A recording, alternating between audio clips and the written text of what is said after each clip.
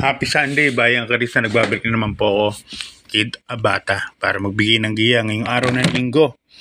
First Sunday ng taon, this January 5, 2025. At meron tayong 7 races no, na inihanda. Back to regular scheduling na naman tayo. Alas 2 ng hapon ang start ng race number 1 natin. So, kamusta yung pangarera nyo ngayong araw ng Sabado? Llamado pero 2.8 pa binigay no Monument. Yun lang po ang nagpadihado.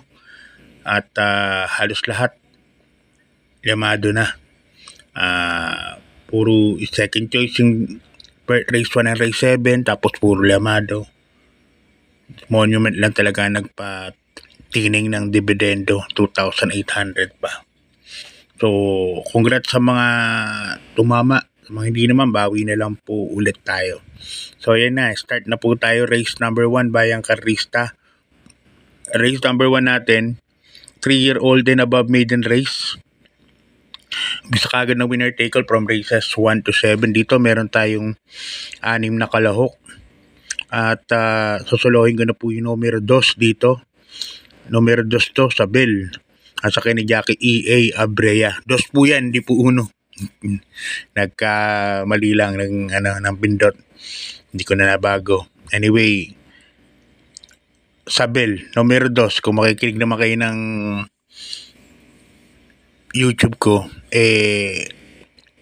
sigurado namang palitan naman yung numero 2, Sabel. Natersero po yan kay Sunset Beauty. Sila Orient Express nung nanood ako minsan sa Malbar. Natersero yan, bigat ng laban. Natingin ko ngayon lamang na lamang numero 2, Sabel.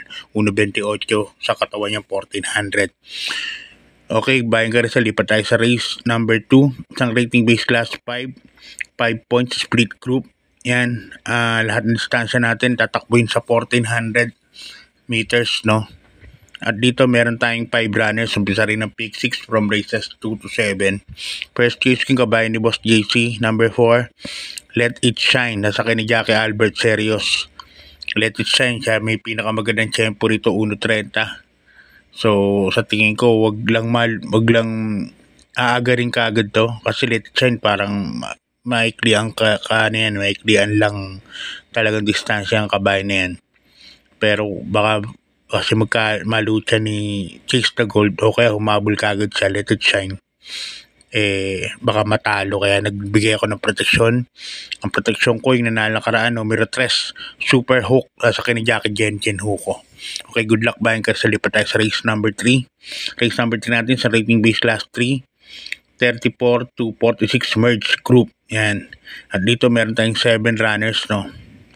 Umpisa rin ng pick 5 from races 3 to 7. Dito susuluhin ko na rin po ito, numero 1, part-time lover, Charles Reyes po ang sasakay. Gang ng timbang 52. Ang mga kalaban niya 57, 55, 56.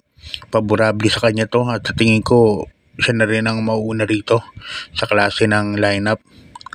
Kaya para sa akin to race number 3, susuluhin ko na rin po yan. Numero 1, part-time lover. Ngayon kung naghahanap kayo ng forecast, siguro number 3, yan, Eurocly doon, sasakyan ni Jackie CS Pare Jr. Okay, good luck Bayang Karista. Lipat natin sa race number 4. Ang race number 4 natin, Bayang Karista, isang rating base class 4, 22 to 27 points. At dito meron tayong 8 runners, no? Ito yung nakikita kong super gulo.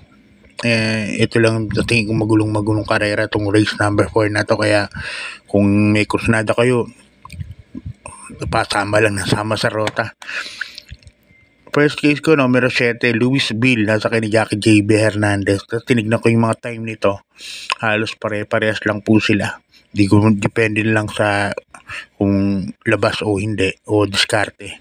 Yan, diskarte nila. First case ko, number 7, Louis Bill. Second case ko, number 1, Service Deluxe, sasakyan ni Jackie Tanya Nabarosa.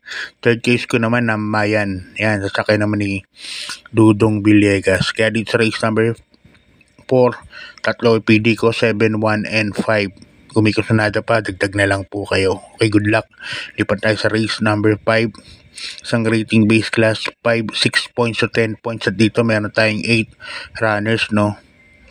First case ko po rito, numero 8, Captain Bob, sasakyan ni Jackie Dudong Villegas. Yung pista kanina, napakabuhagag. Sa tingin ko, pabor sa mga deremate talaga. Mas lamang ang mga deremate talaga kanina. Dahil bughag siya, no? Buhagag yung pista. Medyo mabagal. So, first case ko rito, numero 8, Captain Bob. Second choice ko, numero 6 na rin, Advocacy. Parehas deremate ang pinili ko sa karerang ito sa race number 5. Kaya sa race number 5, ang pili ko, number 8, Captain Bob, isang deremate, at Advocacy. Parehas may 1.29 media sa katawan niya sa 1400 meters. Okay, good luck bayan Garza. Lipat tayo sa race number 6, penultimate race. Isang rating base class 5, 11 points to 15 points split group. At dito meron tayong 9 runners. 9 runners po tayo rito. First case ko po rito, numero 9, Bahandi. Sa ni Jackie JM Estorque. Maganda yung numero. Isang deremating kabayo. Maipesto lang agad ni JM Estorque. Tingin ko malaki po ang panalo niyan. Number 9, Bahandi. Second case ko, number 4 na rin, yung isang dihado, French Leather, sasakyan ni Jackie JB Ponce Pamboy. Nanalo po nakaraan yan. Ang ganda po ng itinakbo, laki ng in-improve ng kabayo yan. Number 4, French Leather, kaya yan, magandang dihado po yan. Kaya dito sa penultimate race, dalawa po ang pili ko. First case, number 9, Bahandi. Second case ko, number 4, French Leather. Okay, good luck bayan ka. Sa lipat tayo sa last and final race, race number 7, isang rating base class 4, 16 points to 21 points. At dito meron tayong 9 runners, no?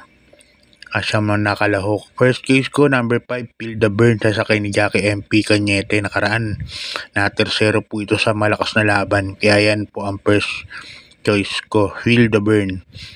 Second case ko naman, numero 8, Malibu Princess, sasakay ni Jackie Joel Seco. May nasegunduhan to, Alibaba, no? Lakas ng laban na yun, sumigundo siya, Malibu Princess. Tingin ko malaki po panalo niyan. Lalagay ako ng third choice, numero 7, Doña Chicha ni Boss JC, Lester Rep de Jesus. Baka mauna rito sa karera na to, makakuha ng panalo. Matapang lumapan yung kabayan ni Boss JC pag nauna. Okay, good luck bayan Garista. God bless po sa inyo. Maraming salamat po sa suporta.